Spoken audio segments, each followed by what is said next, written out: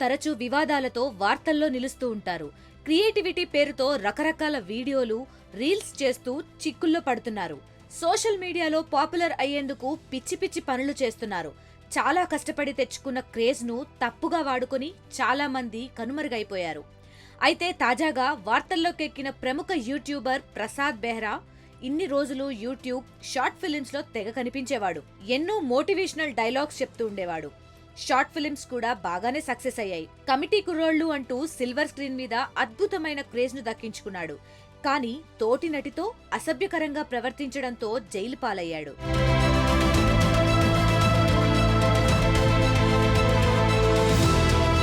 ఇదిలా ఉంటే డబ్బులు వెదజల్లిన కేసులో మరో యూట్యూబర్ భానుచందర్ ను గట్కేసర్ పోలీసులు అరెస్ట్ చేశారు.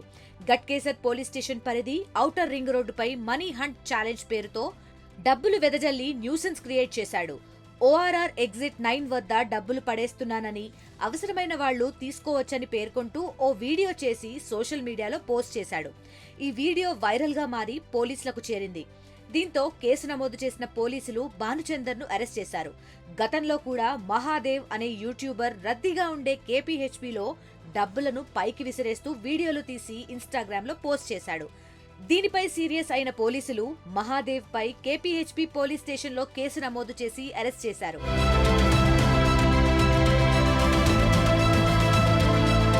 ఇక ఇదే తరహాలో ఫన్ బకెట్ భార్గవ్. అతను చేసే వీడియోల్ని తిట్టేవారే ఎక్కువ మంది ఉంటారు. పాజిటివ్ గానో నెగటివ్ గానో అతడికి క్రేజ్ వచ్చింది. పిచ్చి చేష్టలు చేసి పోక్సో చట్టం కింద జైలుకు వెళ్లాడు. బెయిల్ మీద తిరిగి వచ్చినా మునుపటి క్రేజ్ ఫాలోయింగ్ ను సంపాదించుకోలేకపోయాడు. ఇక పక్కింటి కుర్రాడు అంటూ చందు బాగా కష్టపడ్డాడు.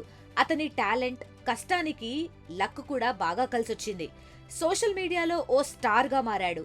కానీ వేధింపుల కేసులో అరెస్ట్ అయ్యాడు.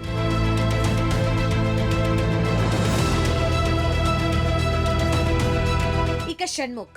అతని మీద డ్రంక్ అండ్ డ్రైవ్, డ్రగ్స్ వినియోగం కేసులున్నాయి. బిగ్ బాస్ షో తరువాత దీప్తి సునైనా బ్రేకప్ చెప్పడంతో షణ్ముఖ్ మరింతగా డౌన్ అయ్యాడు. ఆ డిప్రెషన్ నుంచి కోలుకోలేకపోతున్నాడు. పైకి లేచి మళ్లీ కెరీర్ ను స్టార్ట్ చేద్దామని అనుకునే లోపు ఏదో ఒక కేసు వచ్చి చుట్టుకుంటోంది.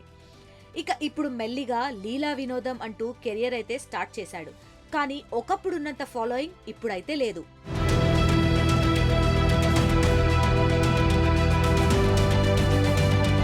మరిన్ని వీడియోస్ కోసం ఛానల్ ని సబ్స్క్రైబ్ చేయండి. లేటెస్ట్ అప్డేట్స్ కోసం వాట్సాప్ ఛానల్ ని ఫాలో అవ్వండి. ఆ లింక్ డిస్క్రిప్షన్ లో ఉంది.